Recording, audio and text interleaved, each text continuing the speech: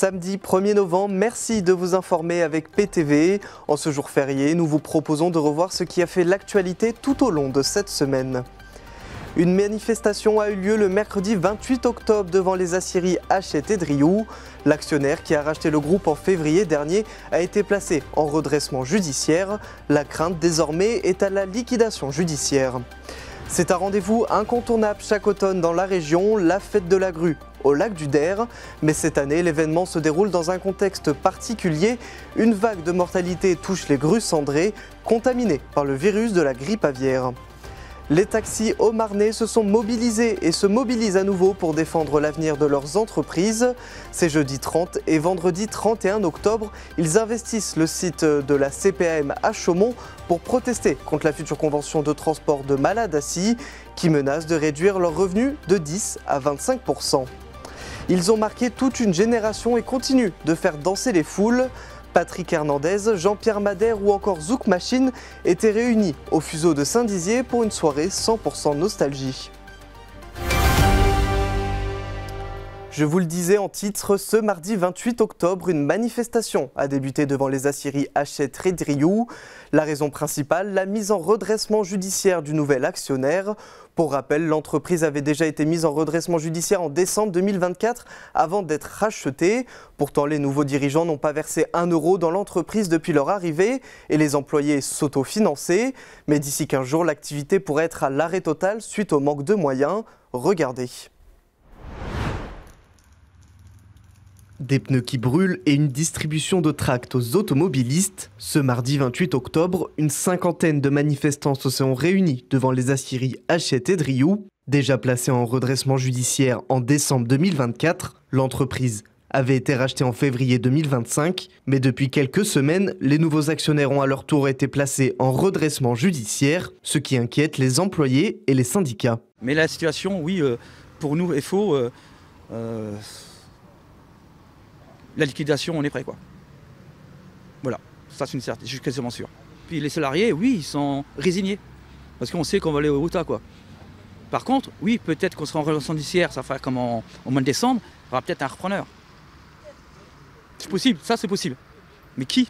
La situation économique est également compliquée pour l'entreprise. Plusieurs milliers d'euros de dettes et une entreprise qui doit s'autofinancer sans que les actionnaires leur versent de l'argent. On perd de l'argent, si l'actionnaire regarde notre truc historique, depuis 2016, quand c'est le groupe SIF, le groupe SIF a toujours injecté de l'argent tous les ans, quoi. C'est-à-dire, à l'heure actuelle, pour moi, voilà, il faut au minimum qu'on fasse tous les mois au moins 3 millions d'euros de chiffre d'affaires. Actuellement, depuis le mois de mars, on ne l'a jamais fait. Au maximum, on l'a fait 2,5 millions. Donc, si le repreneur voit cette chose-là, automatiquement, il fera un PSE. Ou soit le PSE soit fait par l'État et après le repreneur prend l'entreprise. Un cortège s'était lancé en début d'après-midi jusqu'à la mairie de Saint-Dizier. Plus de 240 salariés sont impactés par cette nouvelle mise en redressement judiciaire. Ils ont été reçus à l'issue de la manifestation par Quentin Brière, maire de Saint-Dizier. La situation est celle que je viens d'évoquer avec l'ensemble des salariés qui étaient présents. Elle est inquiétante. Elle est inquiétante parce que le groupe ACI qui avait promis Monts et Merveilles n'est pas du tout au rendez-vous pour des raisons que j'ignore aujourd'hui et qu'on ignore, peu importe. En tout cas, on est la plus grosse usine de ce groupe ACI. Donc nous devons avoir l'attention de tous les pouvoirs publics et moi c'est mon appel aujourd'hui au ministre de l'Industrie et au Premier ministre également, si on peut attendre des choses de leur part. Maintenant, ce que nous devons faire, c'est à très court terme trouver de l'argent parce que c'est une question de trésorerie. Les commandes sont là, les salariés sont là, le savoir-faire est là. Il nous faut de l'argent pour relancer l'usine. Et puis la deuxième chose, c'est à moyen terme, que va-t-on devenir? Qu'est-ce que les fonderies Hachette et Drioux vont devenir? Et c'est ça mon sujet de préoccupation majeur. Si on doit être acheté par quelqu'un d'autre, alors il faut que ce soit le meilleur, parce qu'on a le droit au meilleur quand on a le meilleur en face. Moi, ma préoccupation derrière, c'est quoi? C'est les familles. Il y a 240 salariés encore qui sont présents, un peu plus même. C'est donc un peu plus de 240 familles qui sont concernées. Et ça, je ne veux pas qu'on puisse abandonner ces bragards qui sont là ou ces habitants de la communauté d'agglomération qui sont autour. Contactés, les actionnaires du groupe n'ont pas souhaité répondre à nos sollicitations. Pour le moment, une bonne partie des salariés n'ont plus d'espoir d'un repreneur dans les 15 prochains jours.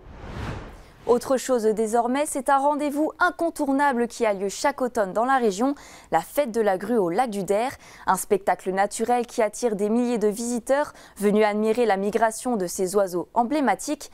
Mais cette année, l'événement se déroule dans un contexte particulier. Une vague de mortalité touche les grues cendrées contaminées par le virus de la grippe aviaire. Sur place, les équipes de la LPO et de l'OFB redoublent de vigilance. Un reportage de Julien De Bruyne.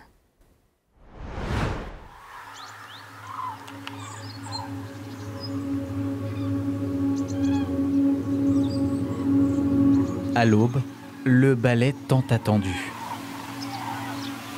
Les grues cendrées s'arrachent à l'eau froide du Der. Vendredi 24 octobre, au moins 42 000 oiseaux étaient recensés au lever du jour sur le lac. Dimanche 26, ils étaient encore 27 600. Un spectacle total, assombri cette année par une invitée indésirable, la grippe aviaire. On s'est posé la question, est-ce qu'on maintient et tout, parce que ça nous paraissait difficile de faire la fête, alors que bon, les circonstances n'étaient pas là, et que la fête, les grues n'étaient pas la fête. Voilà. Puis on s'est dit, de toute façon, les gens vont venir, donc c'est autant qu'on reste là, qu'on soit là, et puis justement qu'on les accompagne, et on s'aperçoit que les gens, ça les questionne beaucoup. C'est quand même une espèce pour laquelle les gens ont une relation assez, on va dire, assez proche. Donc il y a des personnes où l'émotion a pris un peu le dessus, donc il faut accompagner ça, essayer de prendre un petit peu de la distance. Des personnes qui ont eu des réactions un peu virulentes aussi, parce que les gens ne comprenaient pas qu'on puisse leur répondre qu'on ne pouvait rien faire, quoi, voilà. Portée par la Ligue de protection des oiseaux avec l'Office de tourisme du lac du Der, la fête de la grue et de la migration s'est tenue du 18 au 26 octobre 2025. Animé par les guides et l'OFB, partenaire des animations, sorties, conférences, postes d'observation, le Der se vit en direct sur le terrain. Mais depuis le 22 octobre, la LPO Champagne-Ardenne alerte une surmortalité marquée de grues cendrées due à l'influenza aviaire hautement pathogène. Les préfectures de la Marne et de la Haute-Marne confirment des oiseaux trouvés morts autour du lac. Au niveau national, le risque IAHP a été relevé à élevé par arrêté. On attend un peu commencer. C'est vrai que quand il y a de la mortalité qui est à l'intérieur du lac, on n'a pas le choix, on les laisse ici. Par contre, quand elles sont à proximité sur les chemins ou dans des lieux de passage, on les enlève pour éviter la contamination. Le problème, c'est qu'on ne peut rien faire et on essaye d'avoir beaucoup plus de données, de résultats. Malheureusement, là, c'est comme on a dit, c'est la première année que ça touche les grues, donc on ne sait pas quel impact ça va avoir réellement sur la population. Pour autant, le message est clair, la migration continue et la fête s'adapte. Les animations sont maintenues avec vigilance sanitaire et pédagogie renforcée. Au lac du Der, le spectacle reste intact. Des milliers de grues traversent le ciel d'automne, fidèles à leur halte migratoire. Mais derrière la beauté du vol, la vigilance s'impose. Cette fête de la grue veut rappeler qu'observer, c'est aussi protéger. Les taxis haut-marnais se mobilisent à nouveau pour défendre l'avenir de leurs entreprises. C'est jeudi 30 et vendredi 31. Ils investissent le site et ils investiront le site de la CPM à Chaumont pour protester contre la future convention de transport des malades assis. En question depuis un an, une décision qui menace leurs revenus de 10 à 25%. Une mobilisation symbolique avec des gestes forts qui illustrent l'inquiétude grandissante de cette profession déjà frappée par des précédentes réformes impopulaires. Célia Richard était sur place. À Chaumont, la colère gronde chez les taxis haut-marnais. Ce jeudi 30 octobre, ils se mobilisent devant la caisse primaire d'assurance maladie pour dénoncer la future convention de transport de malades assis, une convention qu'ils jugent injuste et dangereuse pour la survie de leur entreprise. Pour les artisans, le calcul est simple. 80% de leur chiffre d'affaires dépend de ces trajets médicaux. Avec les nouveaux tarifs, certains pourraient perdre jusqu'à un quart de leurs revenus. Pour les plus petites structures, c'est la survie même de leur activité qui est en jeu. Ça fait un an qu'on dit que ça ne va pas être possible. En fait, la tarification n'est pas viable du tout pour nos entreprises. Ça va engendrer des pertes financières jusqu'à 20% de nos chiffres d'affaires, avec les mêmes charges à payer. Donc on va faire des pertes sur nos bilans. Il faut absolument revoir la tarification qui n'est pas conforme à nos tarifs préfectoraux. On a 4 tarifs qui sont donnés par les préfets suite à un arrêté du ministère de l'économie. Donc on voudrait qu'on soit payé à juste titre nos transports. Pour marquer les esprits, ils ont décidé d'agir et de réaliser des gestes forts. Ce matin, ils ont déposé un cercueil rempli de conventions signées pour faire ouvrir les yeux au gouvernement. Ce n'est pas la première fois qu'ils manifestent. En décembre 2024, puis en mai 2025, les taxis étaient déjà descendus dans les rues de Chaumont. À l'époque, plus d'une centaine de véhicules venus de Saint-Dizier, Nogent et Langres avaient rejoint le mouvement. Ce 30 octobre, c'est une manifestation pacifique qui s'est tenue.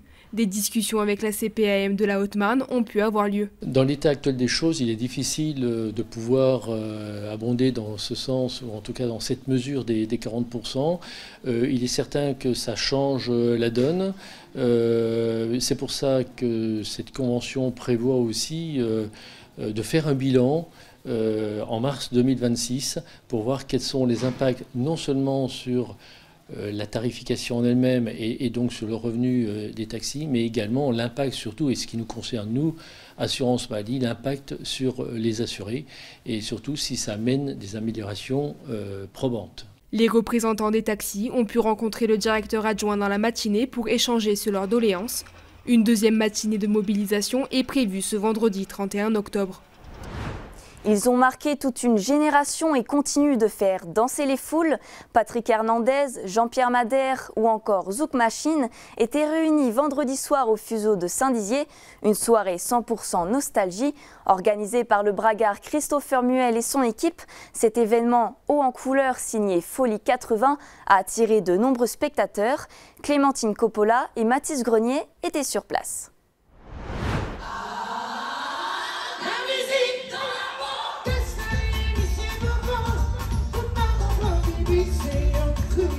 Une salle des fuseaux remplie, près d'une dizaine d'artistes et les tubes français des années 80.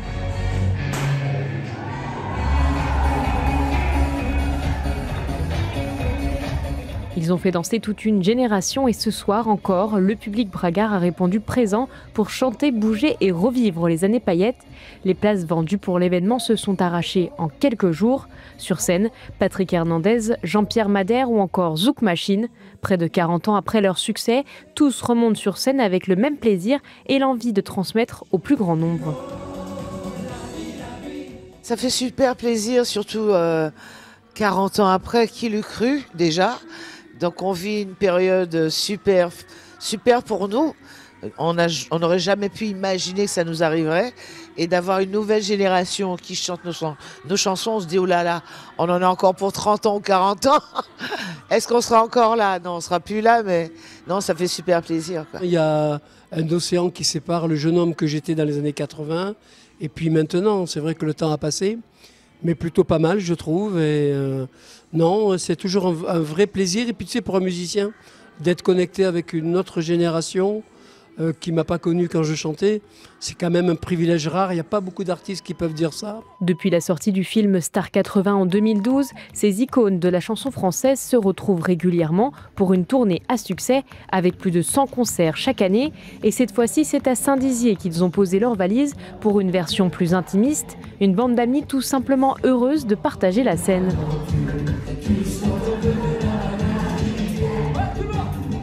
Il y a beaucoup de plaisir à partager ce genre de musique et il y a une vraie magie autour de cette île. Nous sommes tous une bande de copains, donc ça nous a pris vraiment par surprise et c'est une bien agréable surprise, il faut bien le reconnaître. Et derrière ce show, un homme et son équipe bien connus du public bragard.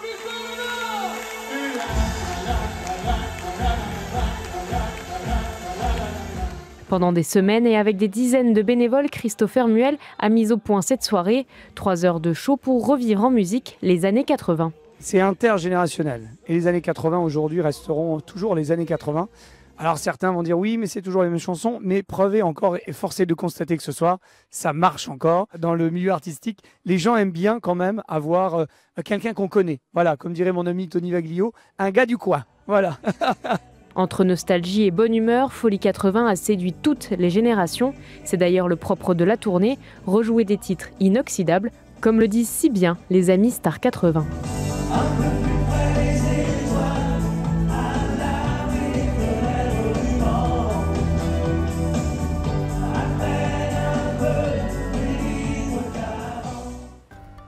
Voilà pour le récap de l'actualité de cette semaine et vous pouvez retrouver toute l'actualité en continu sur notre site internet puissancetélévision.fr et notre application mobile. Dans un instant, vous avez rendez-vous avec un nouveau numéro d'Éco-Région présenté par Michel Picot. Mais tout de suite, vos prévisions météo.